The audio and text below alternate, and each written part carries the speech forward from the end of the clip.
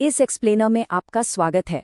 आज हम सीधे एक सीनियर रिक्रूटर के नज़रिए से स्टेट बैंक ऑफ इंडिया के ट्रेड फाइनेंस ऑफिसर रोल के स्ट्रिक्ट एप्लीकेशन प्रोसेस को डिकोड करने वाले हैं। देखिए, ये एक बहुत बड़ा मौका है और इसकी शुरुआत होती है एक ऐसी एप्लीकेशन से जिसमें गलती की कोई गुंजाइश ना हो। तो चलिए शुरू करते हैं।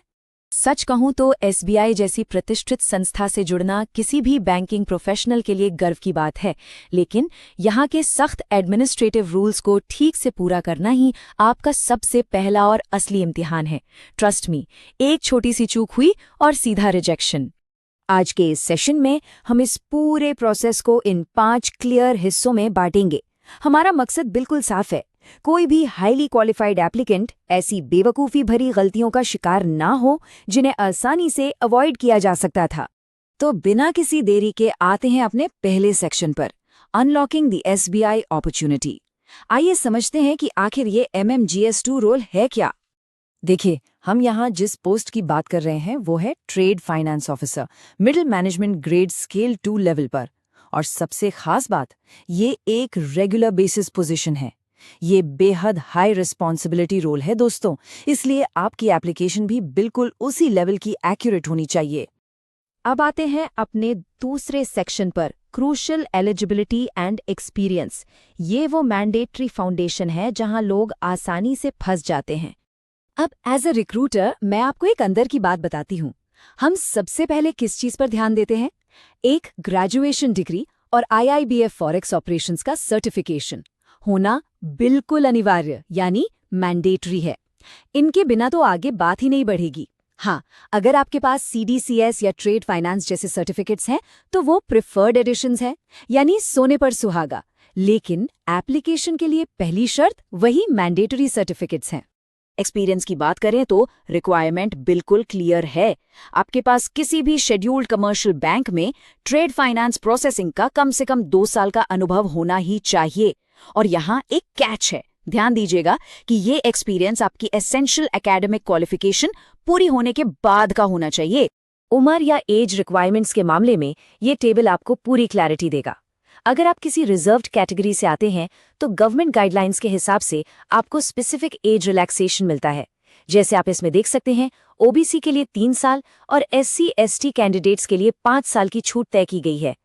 और यहाँ एक बहुत ही इंपॉर्टेंट एडमिनिस्ट्रेटिव पॉइंट है जिसे लोग अक्सर इग्नोर कर देते हैं। आपके सभी कास्ट या डिसेबिलिटी सर्टिफिकेट्स पूरी तरह से वैलिड होनी चाहिए।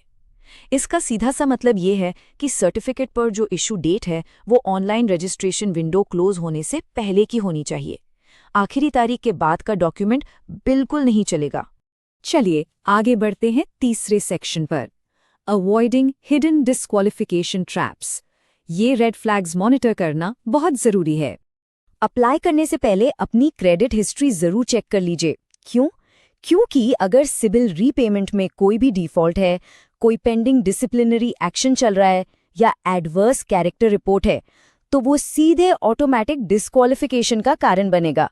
और हाँ, मल्टीपल एप्लीकेशन सबमिट करने की गलती भी मत कीजिएगा, इससे भी आप इंस्टेंटली डिस्क्वालीफाई हो जाएंगे। एक कॉमन ट्रैप जिसमें लोग फंसते हैं वो ये मान लेते हैं कि उनके एकेडमिक या ट्रेनिंग रोल्स भी वर्क एक्सपीरियंस में काउंट होंगे। जी नहीं, नोटिफिकेशन में बिल्कुल साफ शब्दों में लिखा है कि टीचिंग और ट्रेनिंग रोल्स को इस रिक्वायर्ड एलिजिबिलिटी से पूरी तरह बाहर रखा गया है, पीरियड। पेपर वर्क ठीक रखना उतना ही जरूरी है जितना इंटरव्यू पास करना। तो अब आते हैं सेक्शन 4 पर, द एसेंशियल डॉक्यूमेंट चेकलिस्ट। देखिए, एक एम्बिशियस एप्लीकेंट को ये सभी फाइल्स प्रॉपर्ली इकट्ठा करनी होंगी। एक valid ID, date of birth proof, detailed resume, educational और IIBF सर्टिफिकेट्स और एक्सपीरियंस प्रूफ्स। और स्पेसिफिक SBI का बायोडाटा फॉर्म भरना मत भूलिएगा। सब कुछ वेल ऑर्गेनाइज्ड होना चाहिए। अब एक बात सोचिए, सही डॉक्यूमेंट्स होने का क्या फायदा अगर आपका रिक्रूटर उन्हें ठीक से पढ़ ही ना सके? रिजेक्शन से बचने के लिए आपके स्कैन्स एकदम क्लियर और हाई क्वालिटी होने चाहिए। और ध्यान रहे, आपकी फोटो और सिग्नेचर के अलावा बाकी सभी अपलोड्स स्ट्रिक्टली PDF फॉर्मेट में ही होने चाहिए। फाइनली हम अपने आखिरी और 5वें सेक्शन पर पहुंच गए हैं, मास्टरिंग द ऑनलाइन सबमिशन। आइए इस फाइनल स्ट्रैटेजी को समझते हैं। आपके पास फॉर्म भरने का वक्त बेहद कम है। ऑनलाइन रजिस्ट्रेशन और एप्लीकेशन फ़ी का पेमेंट सिर्फ और सिर्फ 13 मई 2026 और 2 जून 2026 के बीच ही किया जा सकता है। इन तारीखों को आज ही अपने कैलेंडर पर मार्क कर लीजिए। किसी भी टेक्निकल फंदे से बचने के लिए मेरी बात ध्यान से सुनिए। अपने पीडीएफ्स को मिनिमम 200 DPI पर स्कैन करें और प्रॉपर कंप्रेस करें। और सबसे ज़रूरी बात, डेडलाइन वाले दिन last minute website server jams और क्रैशेस होंगे ही होंगे, इसलिए सेफ साइड रहने के लिए काफ़ी पहले ही अप्लाई कर दें। यहाँ याद रखने वाला सबसे क्रूशियल पॉइंट ये है कि बैंकिंग ब्यूरोक्रेसी इस मामले में बिल्कुल अनफॉरगिविंग है। पीडीएफ डॉक्यूमेंट्स का मैक्सिमम फाइल साइज सिर्फ 500 किलोबाइट्स है। अगर आपकी फाइल इस लिमिट से 1 किलोबाइट भी ऊपर हुई तो सक्सेसफुल अपलोड पूरा ही नहीं हो पाएगा। तो ये सब हमें एक आखिरी सवाल पर लाकर छोड़ता है। सालों की मेहनत लगाकर एक बेहतरीन रेज्यूमे बनाने के बाद क्या एक शानदार कैंडिडेट सिर्फ इसलिए बाहर हो जाएगा क्योंकि उसने अपने पीडीएफ का फाइल साइज या सर्टिफिकेट की इशू डेट डबल चेक नहीं की थी? मुझे पूरी उम्मीद है कि इस चेकलिस्ट को फॉलो करने के बाद आपसे ऐसी गलती बिल्कुल नहीं होगी। अपने इस बैंकिंग करियर के सुनहरे मौके को हाथ से मत जाने दीजिए। हमारे साथ इस एक्सप्लेनर में जुड़े रहने के लिए बहुत बहुत शुक्रिया।